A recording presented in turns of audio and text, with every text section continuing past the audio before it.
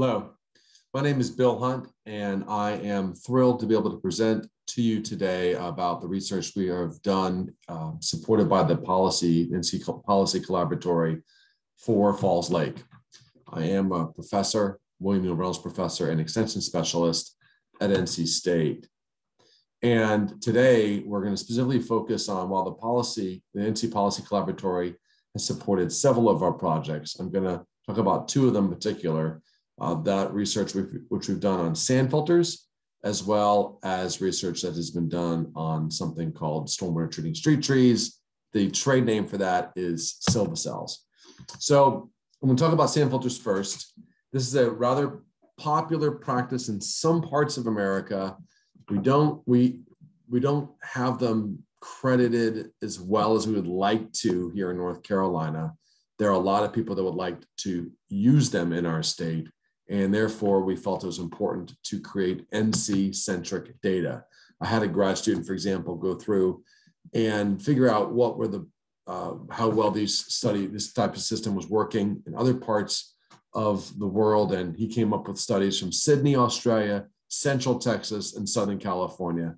I think we would all agree that all of those are substantially different from Central North Carolina. So we looked at 4 different sand filters, and I'm going to show you some pictures of them in a second. 2 each in Fayetteville and in Greensboro. We looked at the suite of pollutants that you see here. And just a real quick look at how they varied. You can see the water where they first come in. That's a stilling well or a forebay.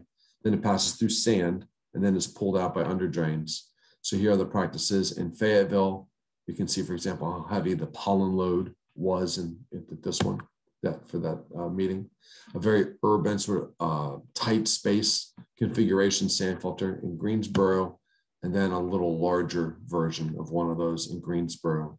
So what I want to share with you now are the data from each of those. We basically collected data from about 13 storms. We were delayed by COVID, as you might guess, but hopefully as you take a look and see these ranges for these different pollutants in the median removal rate, that it was sort of a mixed bag for most pollutants, with one principal exception, and that being sediment.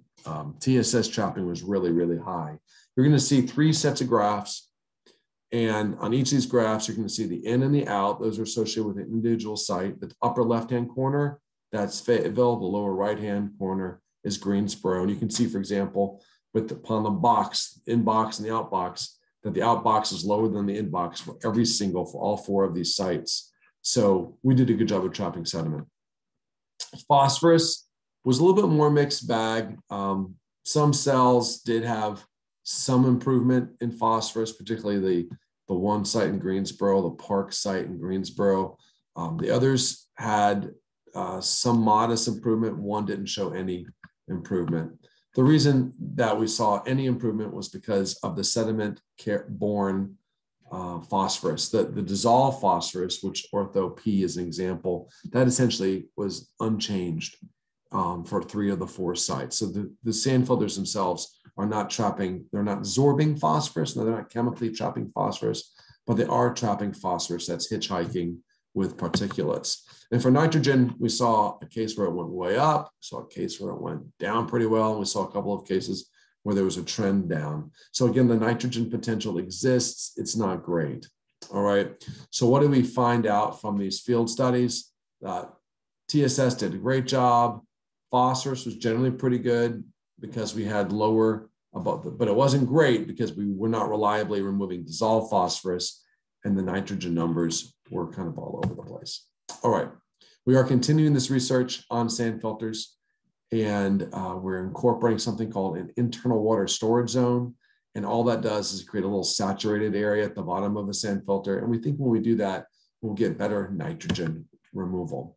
So now I'm going to talk about the second practice. This is the stormwater treating street trees. Stormwater trees want more space to grow. And because they want more space to grow, this entity called Deep Root, there are other manufacturers of it now, create a system where there's a lot of good uncompacted soil for tree roots to spread. And we looked at that and said, hey, we can probably send stormwater through that and get pretty good treatment.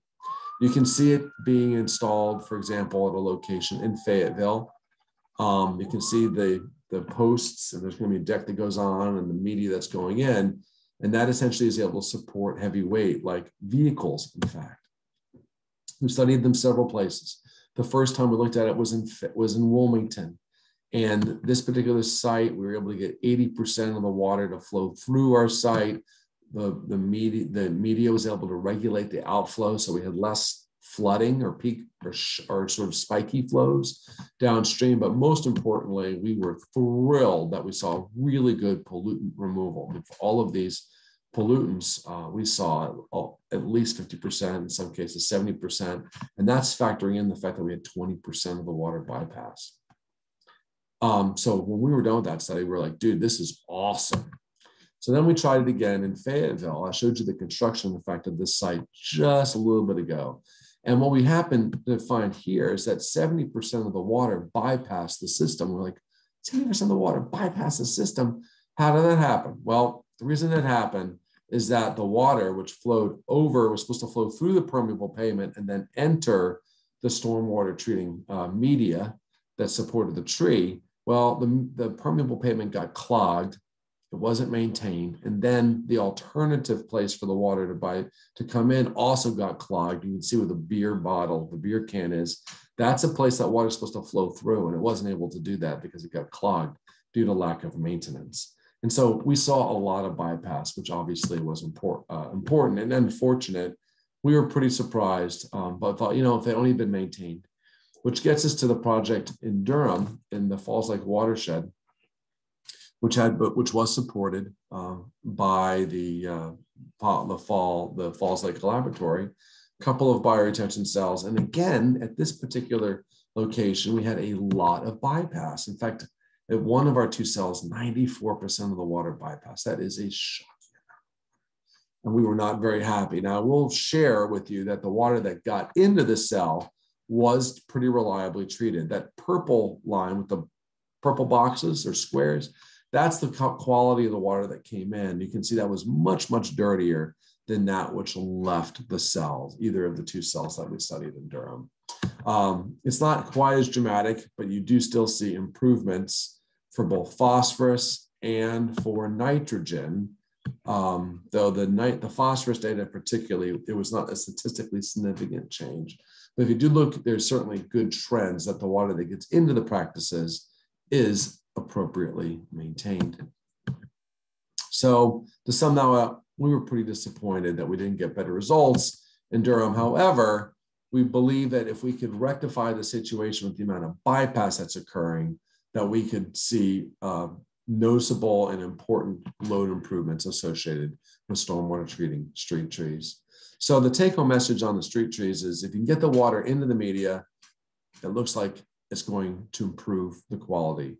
But the issue is that we have so much water bypassing that there is a real need to come up with alternative inflows, all right, alternative curb cuts or other means of getting the water into the Silva cell so that or stormwater treating street trees so that we are able to get improvement. We want to treat the majority of the water and not the minority of the water.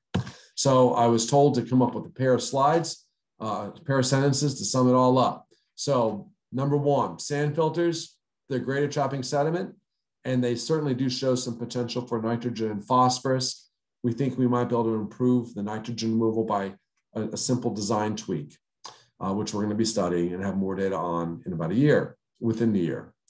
The second sentence is stormwater treating street trees. They definitely clean the water that gets into them. It's just not all the water gets into them. So with that, I'll be happy to answer any questions that y'all have. It's been a real pleasure. And I do want to real quick thank the grad students who actually are doing the work. I'm the mouthpiece, but they're the ones that are doing all of the work.